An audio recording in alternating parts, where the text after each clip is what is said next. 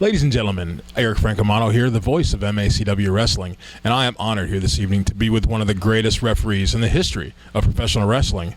Ladies and gentlemen, referee Danny Jackson. Danny, pleasure to have you here tonight. Thank you. Glad to be here. Thank you very much, sir. What we wanted to do here tonight is kind of let the fans of MACW and independent wrestling across the world learn a little bit more about you. So a couple of questions I wanted to ask you here tonight. What got you started in professional wrestling? What was the motivation, and how did you get started in this business? Well, as a young, and I watched wrestling with my dad, Channel 5 wrestling, and always enjoyed it. Went to the independent wrestling here in Jonesboro, and then in '94, I was helping Ozark Mountain Wrestling set up the ring and stuff like that. And they needed a referee one night, and they come out and asked me if I'd want to referee, which, I told them I didn't know anything about refereeing. And they said, well, you seen it on TV, right? And I went, yeah. He said, well, that's it. We'll help you through it. So I did it the first night in '84, 23 years ago, and I've enjoyed it ever since. Yeah, we're great. We're glad to have had you this entire time. 23 years of just excellent work out of you, sir. I really appreciate everything that you've done for the independent wrestling community. What were some of the early influences in your career, some of the guys that helped guide you and shape the referee that you became?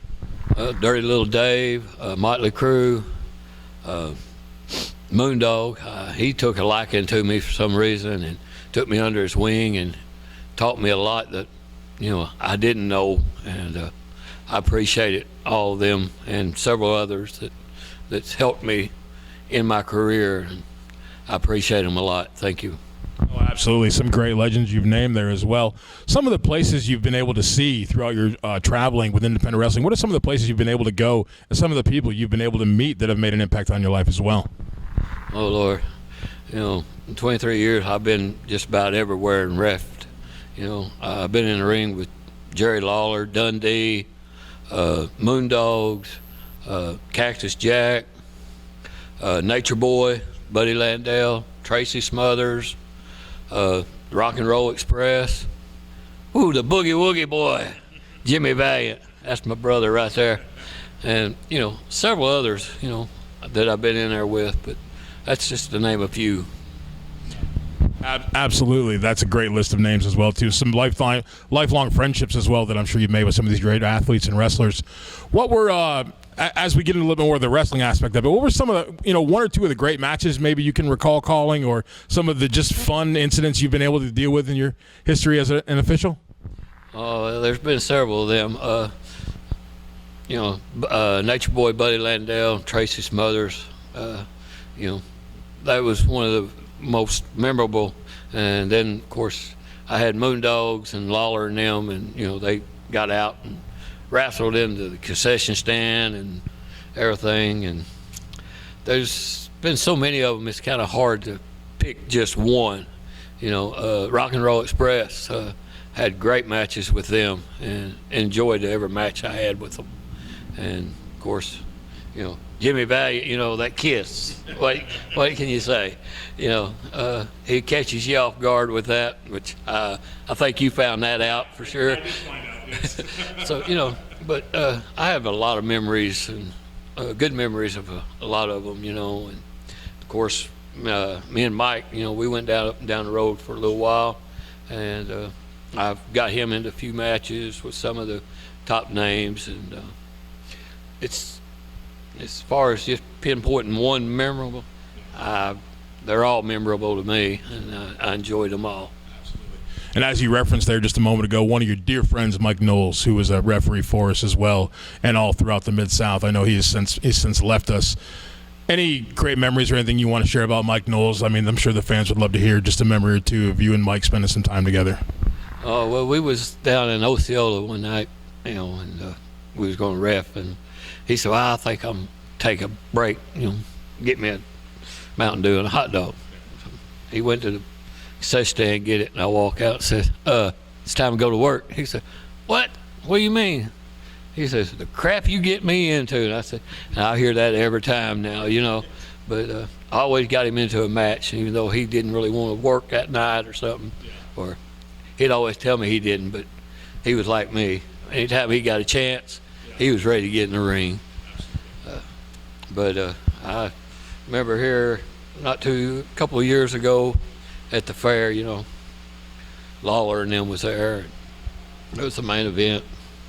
And I looked at him. He says, "You got Lawler, right?" And I went, "That's your match, brother." He said, "No, I don't want it. No, I don't want it." I said, "You got it." And then we were in Hoxie, had Jimmy Valiant there, and I'd refed in Osceola that Friday night and Saturday night all the way through. He just knew I had the match. And he asked me one night, he said, "Danny, are you getting nervous?" Because the bell had just rung, I went, "No, I ain't nervous." He said, "Man, I'd be on pins and needles." I said, "Well, you ought to be. This is your match." And he said, No. I said, "Yeah, it's all yours." There again, got him in too. But he enjoyed it, and I enjoyed watching that match. And it was a memorable show for both of us that night. And Mike, love you, brother. Miss you. Wish you were here now. Absolutely, we all feel the same way. Mike was great, and we all dearly miss him. I know you brought up in your little speech there about Jerry Lawler. Now, somebody told me there's a funny story about Jerry Lawler that you might need to share with us tonight, Danny. Is that true? Yeah, it's pretty true.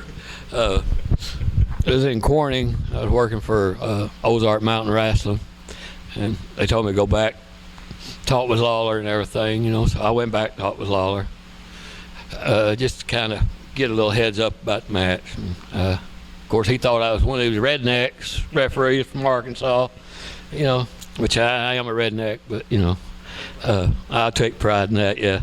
But anyway, he asked me if I could count to 3. I said, "Yeah." He said, "Can you count to 10? I said, "Yeah, if I take my shoes off." Anyway, we got in there, and the promoter looked at me and said, "Well, did you talk with Lawler?" I said, "Yeah, I talked to him through the door." He said, "Well, what did he ask you to do?" I said, "Well, he wanted to know if I could count to 3. I told him, "Yeah, I knew how to count to 3. He said, "Can you count to 10? I said, "Yeah, if I take my shoes off." Kind of like that. I said, anyway, we got into the match. And Lawler kind of moaned, groaned about me in the ring anyway. And old boy dropped him, pinned him. I counted 1, 2, 3. But he kicked out right before I said 3. And Lawler jumps up, gets in my face, tells me I got to slow down, counting too fast. I said, "Okay, no problem." So, he gets around, knocks the boy down. He covers him. I go 1, 2, and the boy kicks out. Lawler tells me, gets up, gets in my face again. Tells me I got to speed up. I said, "Okay, no problem. I can do that." Anyway, there again, he pins Lawler, and I count real quick again. So Lawler gets up, kind of shoves me into a corner, started raising Cain with me, and I look at him. I said, "Look, I'm not your redneck referee. I know what I'm doing in this ring." I said, "We can have a good match, or I can count you out real quick." And, he said, "You can't do that. You get fired." I said, "No. The promoter done told me he wasn't going to fire me." I said, "Now, other hand, this young boy here that's just getting started in business is going to have a win over you."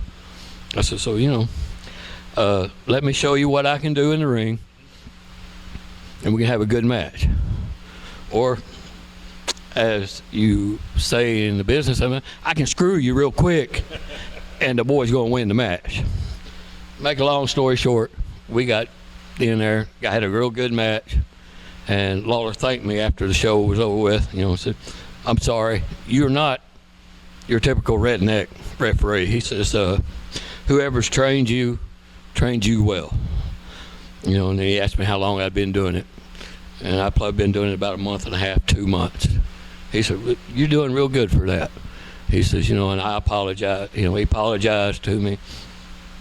I seen him not too long back at a show, and we kind of got talking, and he looked at me. He said, "Oh, yeah, you that, referee, huh?" And I went, "Well, yeah, kind of." I said, "That was me." He said, "Yeah, I thought that was you." He said, "But," he says, "You got my match, right?" I said, "Yeah, I got your match tonight." He said, "Good. I wouldn't want nobody else to have it but you." So, I made a good impression on him, I guess, and we're good friends now. And I'd get in a ring with him anytime and do his matches. But yeah, that was one of the funny parts of it. Well, thank you a lot for sharing that with us. I know we had to pry it out of you a little bit, but we appreciate you sharing it with us. As we come to a close here, one of the reasons we wanted to get together tonight was because, in fact, on May 13th, this will be the last time that you're able to officiate in the ring. The doctors have said it's time for you to, after 23 years, to kind of stop doing it, to hang it up. What kind of message do you want to send to the MACW community, to the independent wrestling community, and to everybody who's watched you and loved you for 23 years do the job as well as you've done it? What do you want to say to everybody here on the eve of what will be your last time? Well, I just want to say thank you. It's been my honor to climb in the ring and do what I was taught to do, the best that I know how to do. And I hope all the fans enjoyed it. You know, I understand I'm blind sometimes and don't see everything, but If a woman gets on the apron, you're looking that's true too. That's a little distraction. But anyway, you know, I just want to say thank you for all of y'all's support coming out. You know, all the guys in the back and the ones that I've refereed here and the ones I've refereed before. It's been my pleasure and my honor to be in the ring with y'all. Excuse me. It's going to be hard to do it. Like I said, I've been doing it for 23 years. I've met a lot of friends. And, you know, every one of them's great back here, and I love them all to death. And it's going to be hard not to be climbing in the ring for y'all. But I'll still be around. I'll still be at the shows. You know, may not be at every one, but most of them was. So if you would please come on out on the 13th and show your support for all the wrestlers. They work hard for you. And come let me shake your hand and tell you how much I appreciate y'all coming out and supporting me over the 23 years that I've been doing it. Absolutely. Danny, on behalf of MACW, I just want to shake your hand, sir, and say thank you. We love you. You've been great for us for as long as we've been in existence, and great much longer than that as well, too. I consider you a friend as well. I'm sad to see you go. I'm happy that I'll still get to visit with you from time to time. I know this is the right thing for your health, and we wish you nothing but the best with your health going forward.